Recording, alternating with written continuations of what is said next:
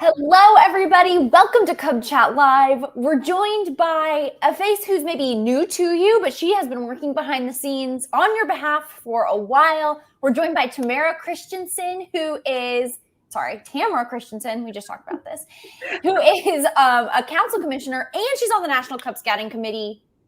Tamara, thanks for being on the show.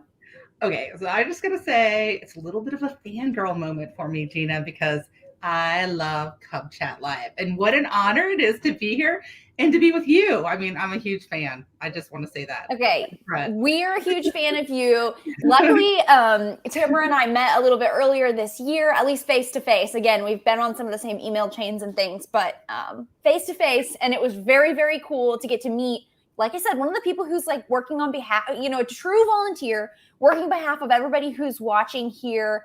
We've got one of you guys' favorite topics, I think it's safe to say, that we are covering today, which is Cub Scout research. These are always our favorite episodes, and we've got it presented in a pretty cool way today, don't we? I think so, because, in the Cub Scout committee, we like to make things fun, right? Simple and easy, but we're going to have a lot of fun today. I'm just going to kick it off, and thank you so much, Gina. You're such a warm and welcoming hostess. I was a den leader for 5 years, so I get it. It's a lot to be a leader and to be that kind of commitment. And you're probably wondering, when we roll out changes, oh no, another change, like what's going on now? How is that happening? Are they just deciding this all based on their own opinion? And so this presentation is one we gave at the National Annual Meeting. And by the way, if you weren't there, we missed you. We would like you to be with us next year, right, Gina? Like, wouldn't that be cool? Yes. The more Cub Scout people that could come to National Annual Meeting, the better the meeting would be, right? It's really, really fun, and it's not too early to start planning. You come out late spring, early summer. Yes.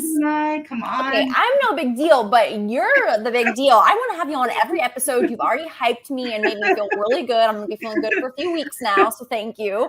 A quick shout out to Pack 52. You're also getting some shout outs in the comments. People are so glad to have you on. Elizabeth, one of our regular viewers, says hello to my friend Tamara. Excellent. Love Elizabeth. She is such an awesome person too.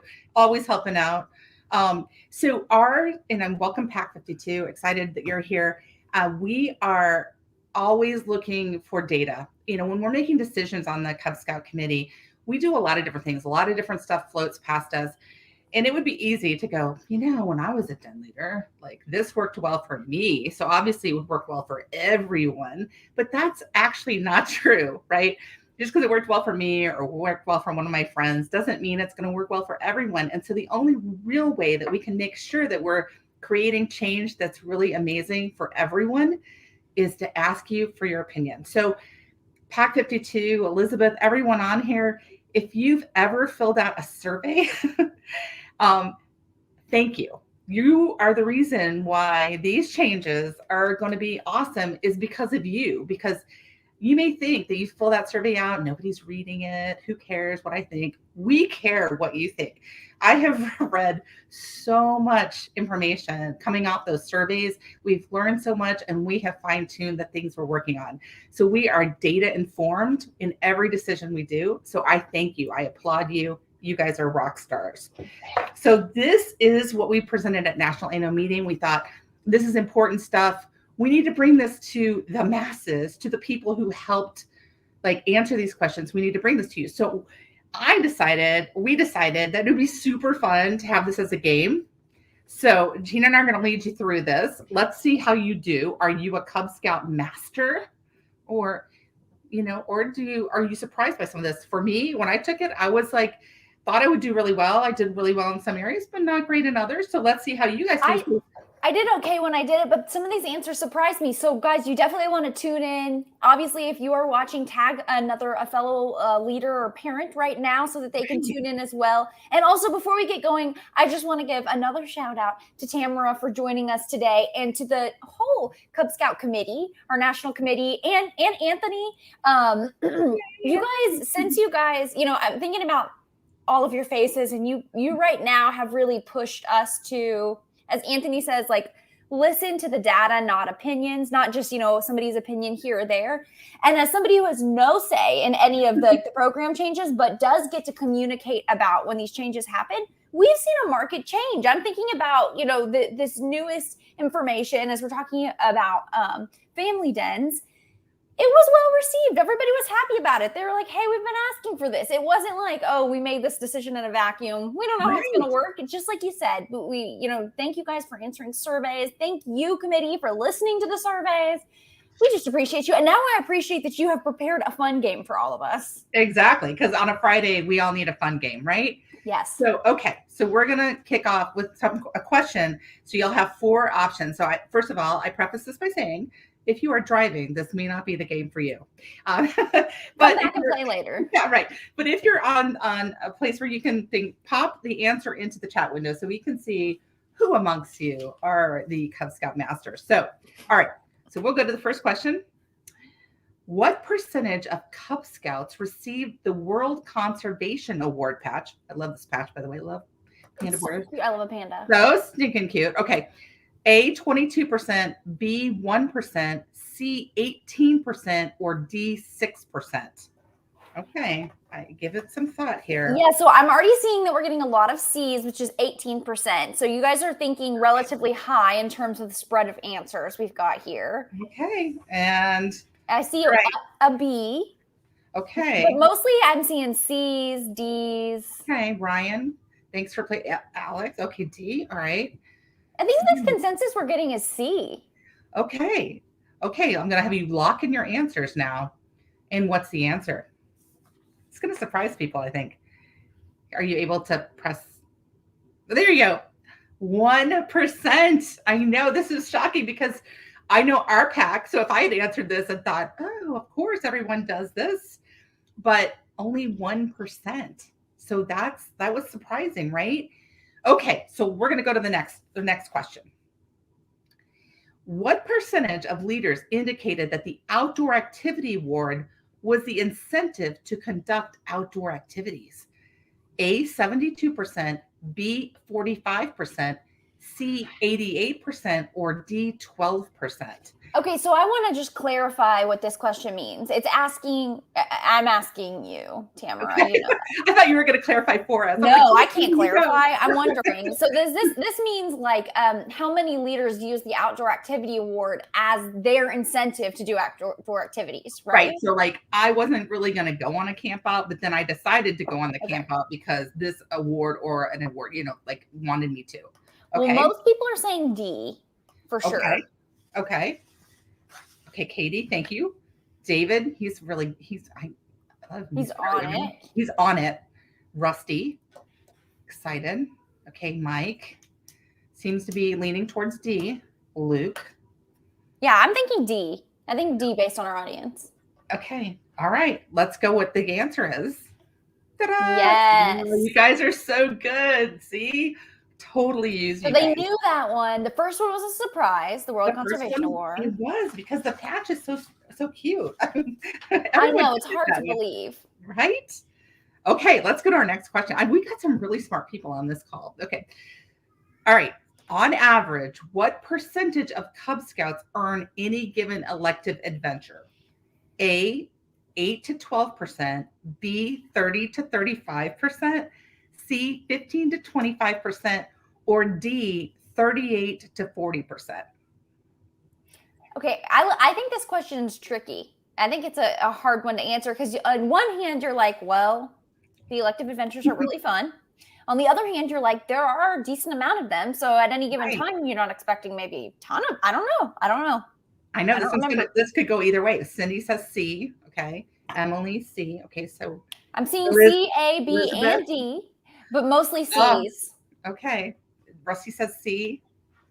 Yep. Jean, A. Yeah, it's kind of all over the place, right? Because this one's not easy, I think. I think so. Electives required to earn a rank. Yes, a certain amount of electives are required to earn a rank, but this is like saying choose. Yes, you get to choose which one. So then that, how many are in each one. So it's like school. It's a lot like school where you might get 3 electives to choose from, but you have to choose one to fill out your schedule. Right. Exactly. All right. So we locked in our answers. Go ahead. And the answer C. You guys got it. I think that was the consensus. The overwhelm. See, we got a lot of really smart people on this call. I know. We need to figure out how we can utilize that genius to help with more stuff. Yeah. Hey guys, there's always chances to volunteer. Exactly. All right. So we'll go into the time. We're going to talk a little bit about the data because people always ask, well, how many people did you survey? I mean, did you survey a lot of people? So a survey was sent to 18,376 parents. It's very specific, isn't it? And 36,487 den leaders. So that's a lot. 3,637 people responded, which is a 6.6 response rate. And in case you're sitting there going, wow, that's not a great response rate. It actually is a great response rate. If we get 5% or more, that's considered a good response rate. So again, if you were part, how many of you have participated in a Cub Scout survey? You can just raise your hand or say, yeah, me.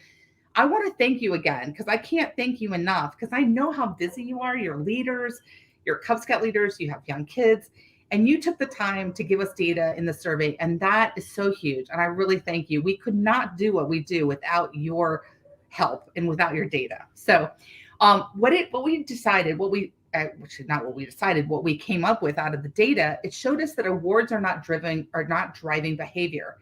And that is not to say that in the past, awards may have driven behavior, but today, with today's parents and today's leaders, it is not driving behavior.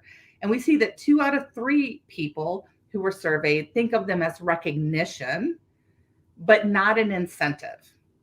So the next thing that we always hear is, oh, well, it's because they didn't know about it. The reason why they didn't earn the Cute Panda Award, right, is because they didn't know about it. But we also surveyed, did you earn this award? And if you didn't earn the award, did you know about it?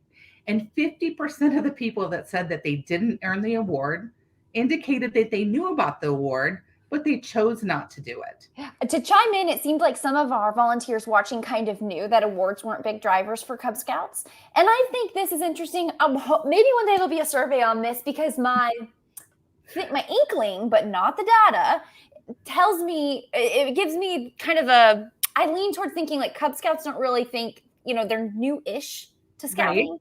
They're not necessarily, they're just kind of trying to do the program at that point. Right. Where I see a lot of youth having interest in the obscure awards is kids kind of late into the program. Older youth programs. Yeah. Yes, exactly. Or even kids who've gotten Eagle Scout, or they've gotten whatever the highest rank in their program is, and they're looking for other ways to stay engaged. Then they want those obscure awards. Right. And I totally agree with you. No data to prove that, but one day maybe we'll find out. But thanks to the Cub Scout committee, we do know about the Cub Scout age. Right. And I feel like Cub Scout leaders, you're trying to make sure you have a really fun, awesome, engaging program, where everyone, the whole family is engaged and we're having a great time and we're getting outdoors, or we're doing Pinewood Derby, or we're doing whatever, right? We just want to have a lot of fun, and we want to make it simple and easy. And that's what we're worried about, right? We're not worried about the award that we might get because we did all this stuff. If you're a 10-year-old, I mean, how many 10-year-olds, 8-year-olds, 6-year-olds do you think are I want to win the World Conservation Award? That's just, But they might go, I'd like to have the panda patch. That's right. That is true. There are a lot of panda patches out there, though. I love them. Okay, so the other part of this that was not, I don't think this is going to be a surprise, because the people that are currently on this chat are so smart. And this is what I saw in our pack too, that duty to God is not really well done in a den meeting setting, that it's really better done at home. And so that was very consistent throughout all of our respondents. So I don't think that surprises people, because I think people have naturally gone to that, because that just makes more sense. So I thought that was the other part of the survey data that we found. Now, guys, we're honest. So we're going to bring up the counterpoints that some of you guys are making in the comments. A lot of you are saying, nope, my kids love awards. They especially love some of the STEM awards. And Ryan is saying, I think this is a good point, Ryan, but it's just kind of the limitations that we have. But he thinks 50% awareness rate may very well be skewed by who is responding. That's fair. You're kind of, you've got a different, group. So that's why we're excited to keep serving all of you in our next. Yeah, I mean, this is exciting because, and truly, when you tell us all this stuff, we are taking this back too. This is important, and this is a great dialogue. And I'm so excited to be on with all these smarty pants, people who have so many great ideas and input. This is awesome. I love it. Me too. Okay, so we have a few more questions. Yeah, we do. We have No, I mean, we've got some more quiz questions. Yes. So let's see Let's how do you the do test. on these. Okay. Go ahead with our next question. So, on average, what percentage of parents indicated that their child enjoyed the Protect Yourself Rules video? A, 65%, B, 45%, C, 92%, and D, 78%. And I just shout out on this, like how the Barbara Sinatra Children's Center Foundation, who's considered one of the leading experts in child abuse prevention, it's so amazing to have partnered with that organization. And I can't imagine a more difficult subject matter to create content for than this. So the fact that we're surveying people and we're finding out this, okay, Wendy's saying B, Mike's saying D. I like Mike's like here's a picture. Yes, he's Calvin and Hobbes. Yes, I love it. The Chris, answer on this one shocked me. I remember it shocked me. And in case you're answering this and you've never maybe seen the Protect Yourself Rules video, oh, good. Your Tiger Den had a lot of fun doing that adventure. Awesome. In case you haven't seen these, you can Google them and they're, you can view them on YouTube and just check them out to see if this answer surprises you. Maybe you'll feel differently after you watch them. It's amazing. I went through all of them, and then Luke says his scouts enjoy them. Yeah, it's hint. I know, right? So I went through them all, and then my friends that weren't in scouts, I said, you need to do this with your children because this is so good that everyone would benefit from doing this. It's a difficult subject matter, but so well done. They're all publicly available, worth noting. Like you can share them from YouTube to anybody. Exactly. All okay, right. we should reveal. Locked in. Okay, let's reveal. You're going to be surprised. 92%. I'm excited by that because I think this is difficult but very important. And I think these are so well done. So I'm so glad that people enjoy doing these with their children and that they're so well received. The concept of them to me when they first rolled out was novel because we educate adults, we educate adults, and we should continue to, of course. But I had never seen videos for youth that were about protecting yourself. I know. I was amazed. For such young youth. Mm-hmm. Yes, young. And then very age appropriate all the way up, Yes. It's just so I was continue to be very impressed by that. Mm-hmm. We have another question. Okay, let's go. All right. How many councils participated in the Family Den pilot program? And bonus points if you say, yes, my council participated. I would love to know. Let's see what we have. Am I right that it was an opt-in? You could just opt in? And, yeah. Mm-hmm. Very cool. That's the way a lot of our pilot programs work. You kind of opt in, and I'm anxious to see what people are saying. Oh, come on, yay, Kristen! Woo. And what was your answer, Kristen? B. Okay, 23. A couple B's. Another people saying their council participated. Yay, my council participated. Our pack was sort of part of a pilot, and we loved it. Yay, I'm glad about that. Seeing A's and B's, 1 D. 23. I asked our council to opt in, but they chose not to. Oh, I'm sad about that. We did. Great, Nicole. How do you find out about pilot programs, Mike asks. Okay. Yeah, that's a good question. And we'll get through this. And then can you remind me, Gina, we'll talk about the pilot program. Definitely. Okay. Twee. My council participated. Great, Angela. I've seen a good amount of A's, B's, and D's and absolutely 0 C's. So. Okay. And the answer is yes. We had a lot of people participate. So in case you don't know what the Family Den pilot, because there could be somebody on there that doesn't know what this is. I didn't know this was only a pilot. So it's probably the reason it happened. Right? Because that's what happens when a pilot goes well. Right? When you have 50% of your councils doing it, you think, oh, that's just really have one pack in our council not doing it. Jillian, yeah, exactly. Because the Family Den pilot program allowed packs. Remember before you were told you have to, if you have a Tiger Den, for example, you have to have a Tiger Den for boys and a Tiger Den for girls. And then you have to have a leader for both. So when COVID hit, the pandemic hit, and pack sizes dropped over the entire nation. It wasn't just your pack. It was everyone's packs, unfortunately. You were left with 1 Tiger boy and 2 Tiger girls and 1 leader. And it was really hard. How do you make that work? So the Family Den pilot allows you to combine boys and girls like they are in school together and run the dens that way. And so Most people thought that made a lot of sense. It would made it easier. Certainly makes it easier when you're starting up a new pack, when you have small sized dens, you can move them together. So what are they saying, Gina? Alex has a funny comment, which, hey, I'm glad it worked out. They didn't because you had to agree not to continue the family den if they didn't roll it out. And we were going to do it anyways because it worked very well for us. So I'm so glad that now it's officially, part of the program. Good, Alex. Good. Everyone is just saying yay. This has been my favorite rollout ever. All the comments are positive. I haven't seen anything negative, knock on wood. I know. And honestly, the reality is we heard from a lot of dens that were kind of like, maybe like Alex's, where they were kind of having to do it, kind of because they kind of were trying to make it all work. And we just want to have a great program. We want to support the youth and our families.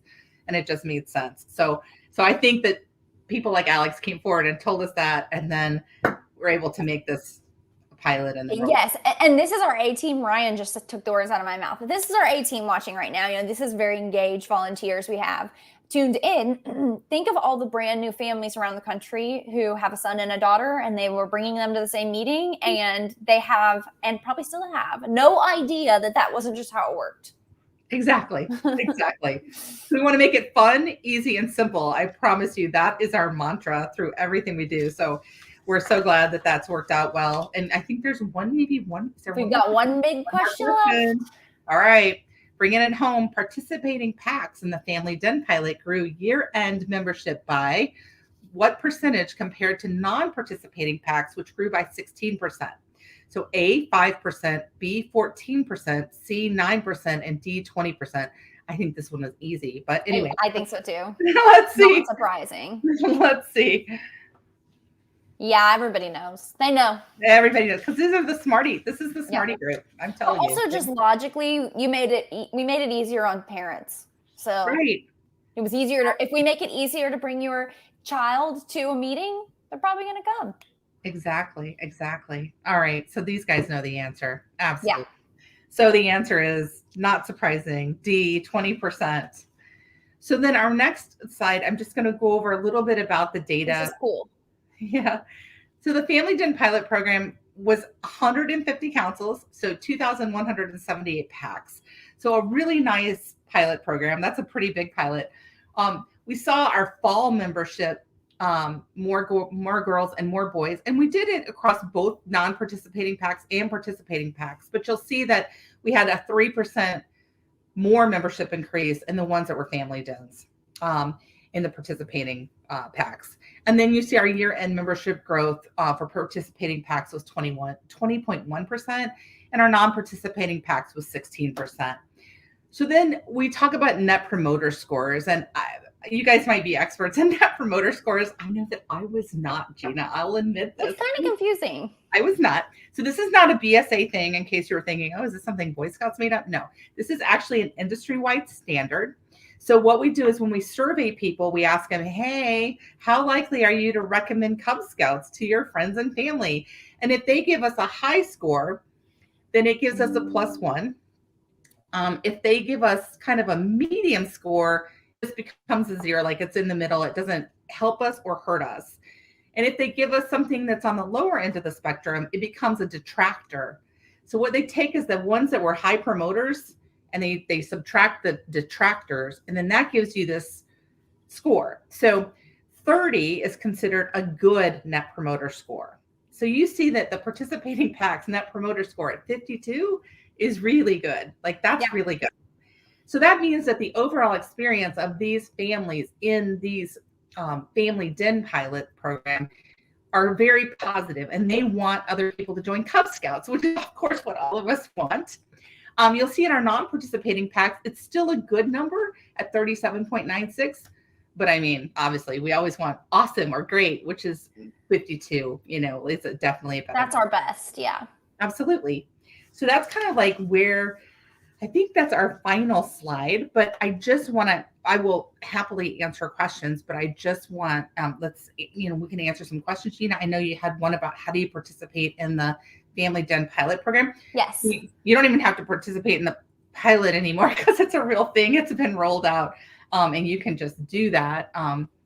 And if you're wondering, I think maybe that person was wondering, how do you just find out about pilot programs in general? Well, stay tuned to your council for sure. Right. Also, subscribe to newsletters like the Aaron on Scouting newsletter. Whenever we have, open opportunities to join a pilot program or we're promoting it to your council, often we post that news there. So that's Aaron on Scouting. If you Google that, you'll find that. And, you can always, I'm just saying, come to Cub Chat Live, because a lot of times we'll be talking about these different pilot programs and stuff too that are coming up. Sometimes that'll be there too. But I love your Aaron on Scouting idea. I think that's a great way. Yes, stay attuned to the social media channels for sure. Your council probably has social media channels as well. Sometimes it's hard to know what those are, but I know a lot of times they'll post out, hey, we're looking for people who are willing to be in this pilot. Luke has a question, and I don't know if we have the answer or not, but he's asking, so when we're looking at that net promoter score, does that also include spring recruitment? It says year end, so that could skew the numbers. So I believe that the graph, you mean the net promote on the net promoter? I think he's talking about the net promoter scale. The net promoter scale. So that's a great question. I'll have to go back and ask Anthony on that. I think it is a year, so it includes a spring recruitment. I don't know if it's a spring recruitment after or before the fall, but it's a good question. Okay, so we'll come back to you. Yeah, we'll follow up on that one. Okay, that's a great question. If you get the stump the host award, right? Well, the net promoter score is kind of a complicated metric for me, even to just call to memory what that means every time.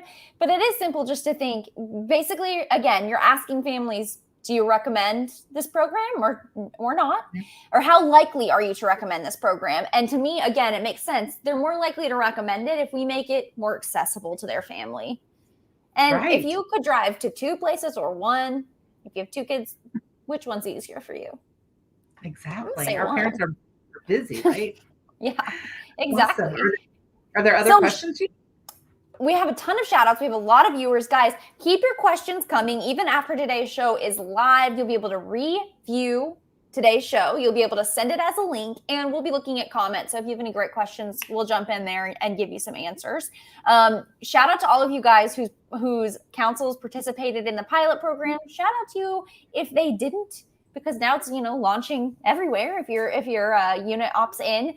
And then shout out to a few packs that I didn't get to mention at the top of the show. I saw some numbers I want to read. Oh, Troop 38, Pack 38, Pack 1, Pack 92, Pack 84. Nice. Pack 416, Troop 1534, Pack 510. Guys, thank you for tuning in today. Pack 21, thanks for tuning in. Please keep tuning in. We will be back.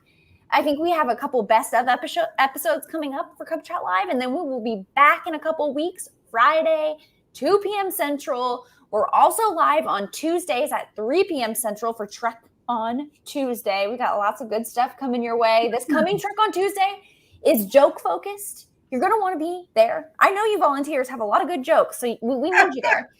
You can also check out past episodes of Cub Chat Live at the URL at the bottom of the screen. Tamara, is there anything else you want to add? Anything we've missed? I just wanted to, again, thank you guys for filling out the surveys. You guys are rock stars. Love all of you. I think the key takeaway is, remember, we're data informed. We're not sitting around, Gina and I, what are our opinions on something? It's all based on data, all based on the stuff you give us. If you get a survey from us, please fill it out so that we can continue improving Cub Scouts and doing it in a way that's really meaningful for you and your pack and your den. And super appreciate you guys. When you were talking about responding to surveys and surveying everybody, I forgot to tell you, everyone was like, yeah, we love to give our opinion. Ryan's got a funny joke. He says the next survey is 2-night camping, right? Hint, hint. We hear you, Ryan. We always love your feedback. We're always taking it to heart. The committee is always looking at your comments, so keep them coming. Excellent. And with that, thank you for joining today's show. I demand that you come back because you are just so lovely to be on with. I would love to come back. Absolutely. It would be my pleasure. And thanks for doing, a fun game with us today. Sometimes we're information heavy, so this was a great way to present it. Awesome. Well, we will see you next time. Everybody, we'll see you next time. Have a great weekend and see you next week. Bye.